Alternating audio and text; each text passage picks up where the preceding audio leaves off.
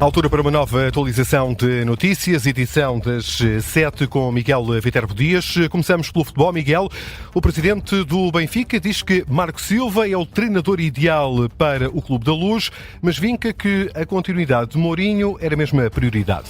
Conferência de imprensa longa que terminou há poucos minutos no Estádio da Luz, com Rui Costa a explicar a temporada anterior, a falar também desse fim de relação entre o Benfica e José Mourinho e também do futuro com Marco Silva ao comando dos encarnados. A acompanhar esta conferência de imprensa esteve o jornalista Martim Madeira. Martim, que explicações dá o presidente do Benfica? A conferência de Rui Costa de explicação aos adeptos sobre a época que agora passou foi dominada por um só tema. Na realidade foi mais sobre José Mourinho do que sobre a época que passou. Na conferência, Rui Costa garantiu que não ficou desiludido com a época de José Mourinho, justificou até que queria renovar contrato com o treinador e, portanto, não haveria razões para desilusão da época que teve com o treinador português. Quanto ao negócio com o Real Madrid, diz apenas que o treinador decidiu seguir outro rumo, não ficou muito surpreendido, diz que é uma decisão e que está tudo bem. Em caso também foi-lhe questionado e falou sobre isto, sobre o caso, em caso de ter corrido mal a eleição de Florentino Pérez, caso tivesse corrido mal a eleição de Florentino Pérez, Rui Costa garante que havia de facto um acordo de cavalheiros e que, portanto, estaria um acordo onde o Benfica não teria que pagar nada a ninguém, José Mourinho também não teria que receber nada e, portanto, sairia apenas do clube e que o treinador seria sempre Marco Silva, independentemente de Florentino Pérez ganhar ou não estas eleições. Depois, claro, falou sobre o treinador, o novo treinador dos encarnados, Marco Silva, e sobre o técnico, Rui Costa falou mais ou menos assim. Vamos ouvir esse som de Marco Silva, sobre o Marco Silva de Rui Costa. Bom, eu espero aquilo que todos os benfiquistas esperam quando se contrata um treinador para um clube desta dimensão, é que consiga trazer os títulos que tanto ambicionamos. Acreditamos plenamente que Marco é uma pessoa, é um treinador, neste caso, é o treinador ideal neste momento para o Benfica. A sua experiência em Inglaterra e aquilo que tem feito ao longo da sua carreira dá-nos esta esperança. Estou muito satisfeito com esta escolha e muito ambicioso para aquilo que é o futuro do Benfica, com um treinador que acredito que nos traga aquilo que nós desejamos.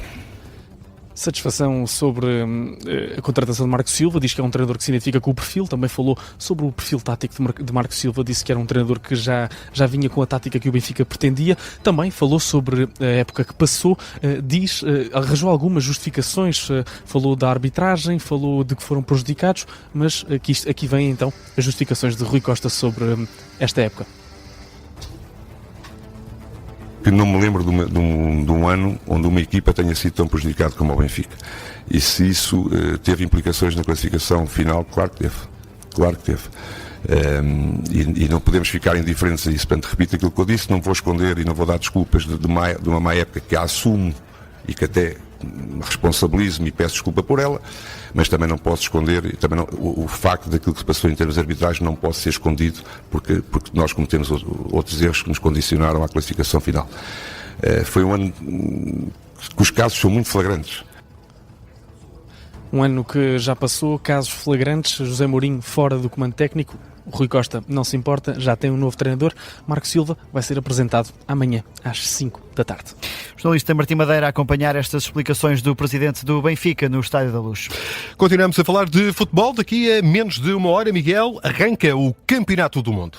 Com o jogo entre o México e a África do Sul, no Estádio Cidade do México, é o primeiro de 104 jogos da competição. Portugal só entra em campo a 17 de junho, frente à República Democrática do Congo. A Seleção Nacional viaja amanhã para os Estados Unidos. Entretanto, na Cidade do México já decorre a cerimónia de abertura deste Campeonato do Mundo. A acompanhar as incidências do encontro estará o Diogo Varela. Diogo, o que é que podemos esperar deste encontro inicial? Olha, desde logo é uma viagem no tempo. Não sei se vocês têm boas memórias de 2010, porque o Campeonato do Mundo na África do Sul começou precisamente assim, com um duelo entre África do Sul e México. Na altura havia a Jabulani, que fazia aqueles efeitos muito estranhos e deu empate a uma bola. Portanto, vamos ver como é que desta vez no México vão ficar as coisas. Há também um recorde, que é aqui o estádio de uma das seleções anfitriãs, no caso o México, e o estádio Azteca, que se torna o primeiro estádio da história do futebol a receber 3 edições diferentes de campeonatos do mundo. É aqui que se joga, na Cidade do México, esse México-África do Sul. Entretanto, já também há aqui o 11 da equipa do México, sendo que o principal destaque é para um antigo jogador que já passou em Portugal, Raúl Jiménez, está na equipa mexicana. De resto, várias caras também conhecidas, Roberto Alvarado, Jesus Gallardo, entre outros nomes.